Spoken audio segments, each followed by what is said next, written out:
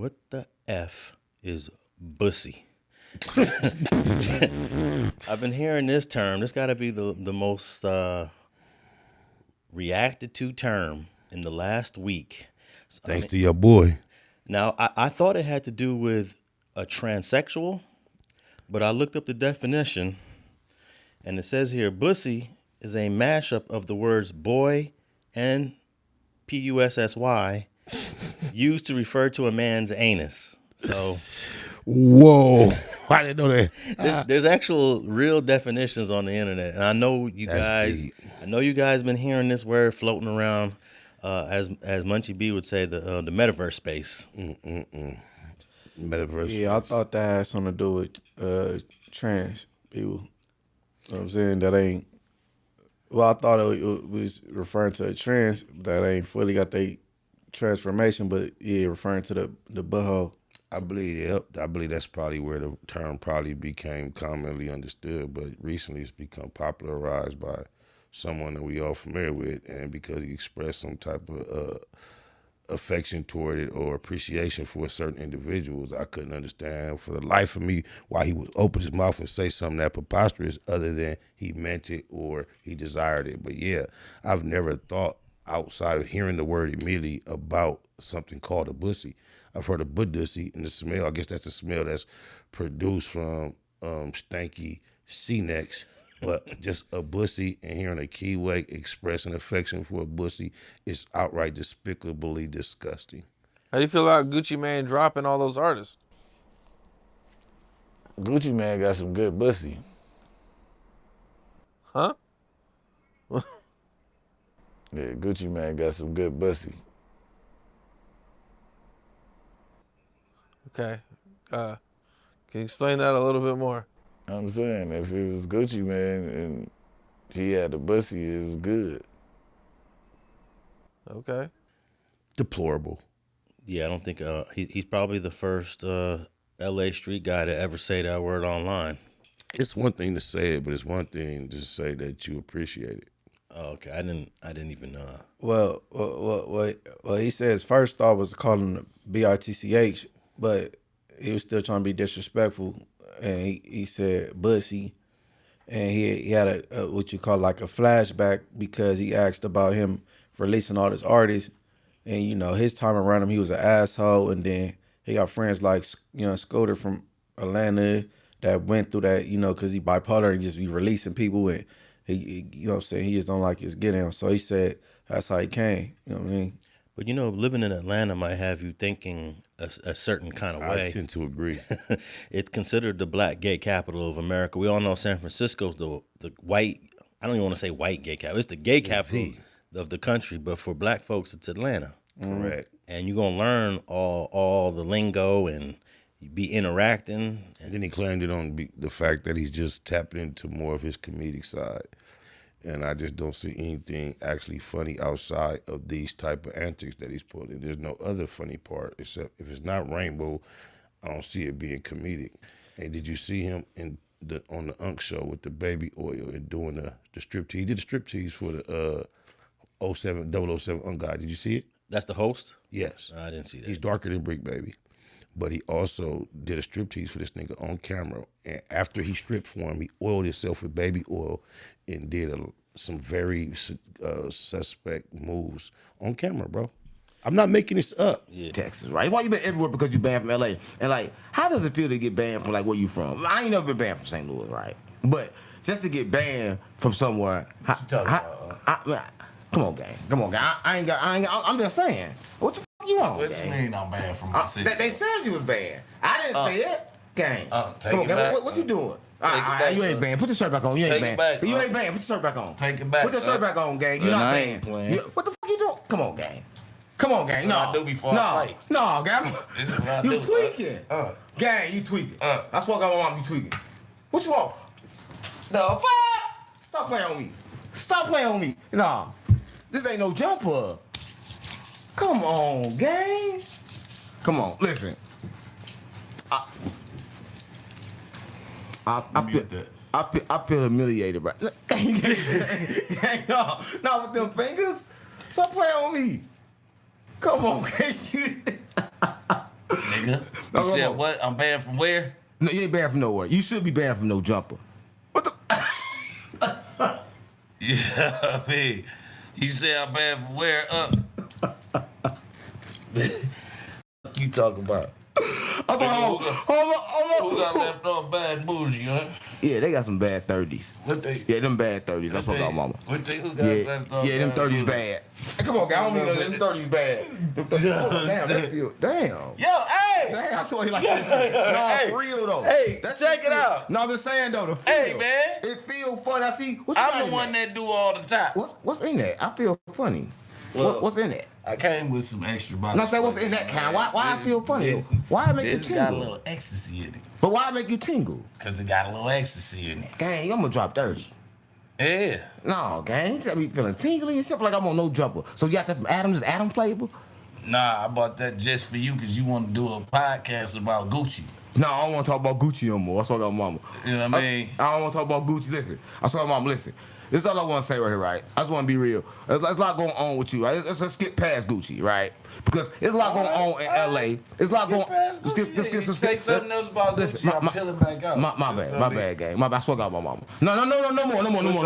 We don't need it no more. I swear to God, mama.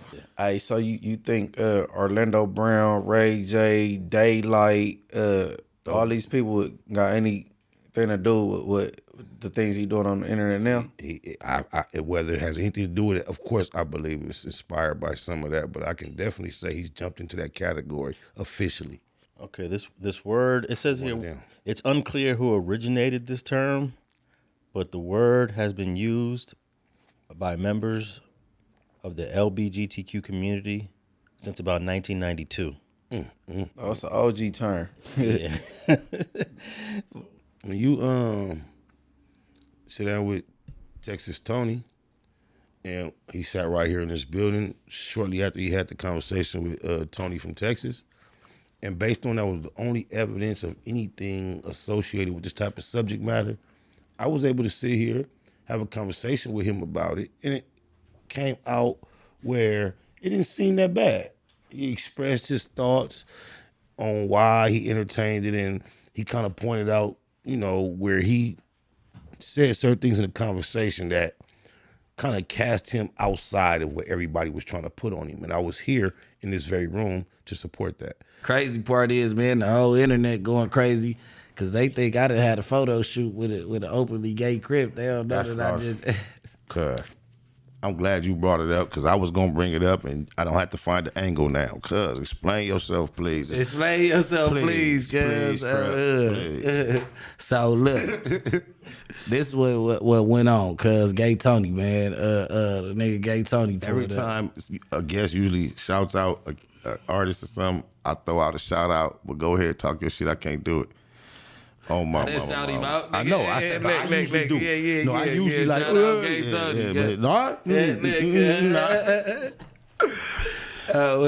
Hey, look, right. So, I ain't really hip to Gay Tony background to like around the time they like would you interview the first openly gay Crip rapper, right?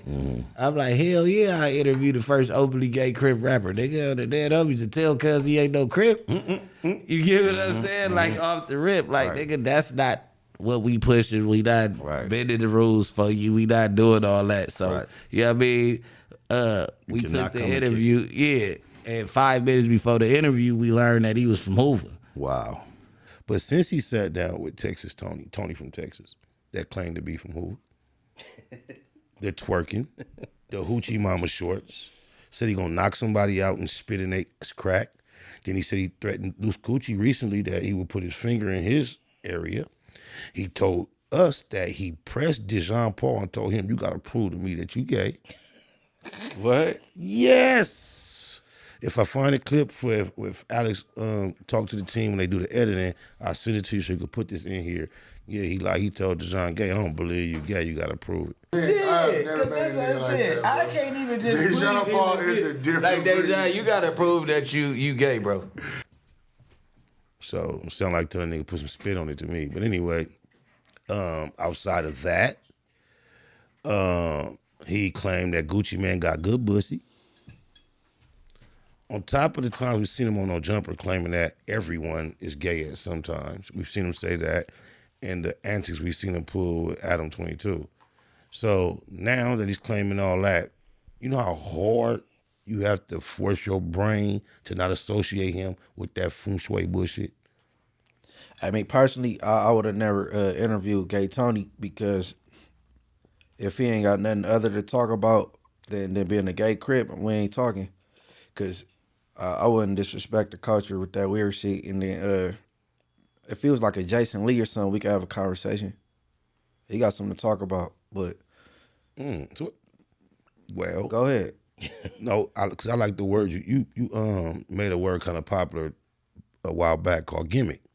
Just because Texas Tony was using that bullshit as his gimmick doesn't mean he doesn't have a deeper conversation you perhaps could have tapped into. If you could appreciate a conversation with Jason Lee, perhaps as you're a professional podcaster now, you could have taken it as a challenge to talk to Tony about something other than that gimmick. You got. I don't know what he bring. I know he's supposed to be the first gay rapper, gangster rapper. That dude fell off though, didn't he? And that's all I know. It was like that moment. Yeah, he had his 14 minutes. But at one point, that was Bussy Boy's most monumental interview. Yeah. To this day, I mean, I can't imagine him a certain one moment that caused as much attention for him as far as an interview.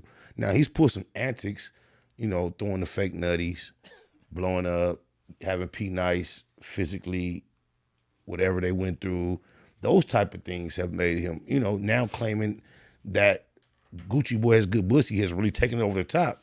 But when it comes to just what he says he does as a profession, giving interviews, I think if we all thought about it, that might be considered his biggest interview. Yeah, that was, and it also kind of went viral for you because he came, Facts Over Feelings, to talk about the interview before the interview dropped, I believe. Oh yeah, it was slightly controversial. Yeah. Because I had not expected, no, you didn't want to be totally clear, you didn't want to get ahead of No Jumper schedule. Yeah, I don't like stepping on people's toes. Yeah, you were very mindful of that. Yeah. However, they did a small something which caused me to believe that they had let it go, and I pushed, begged, persuaded you. Yeah. And put that shit out, and we kind of got ahead of their schedule inadvertently. But Bricc mentioned it, but it wasn't no big thing. No, it wasn't. Thank goodness. But yeah, I think he kind of thought I was the one that wanted to put it out there. But trust me, Bricc, I did not want to put that out there in no way, shape, or form. But I was gonna say that at some point when we're out here on doing these podcasts and we're trying to be entertaining, I think there's some people that have a line, and then because of I'm an entertainer, quote unquote, there is no line, right? And I've been trying to get you to see a lot of that from the opposite side, from the platforms. But I'm gonna tell you, I got a line. Exactly. But no, I got a hard line. Yeah, but I've been trying to tell you that with the platforms. Every time we encounter a platform that we kind of cool with, and we have a disagreement integrity-wise, I'm telling you, bro, they not even considering half the stuff we consider when we make these decisions. The most controversial thing I've said on this podcast, Straight Politicking, is I try to debate you on what a female is. At the end of the day, I know what a female is. Correct. But I was just trying to have a devil's advocate. Of course. Taking Ketanji Brown, the Supreme Court's position, and her thinking you ain't gonna put me in a corner. This is a husband and a girl dad. Trust me, and a son. We talk off these cameras, but a lot of people, because we are genuine in nature, don't know sometimes how to detach us being at work, having a conversation for the public, and our real deep, most personal feelings. But I don't think I could play with Bussy, though. I just don't think. What is the odor of Bussy? That's what I'm saying, what's man. the odor? Yeah. All right, let's move on from this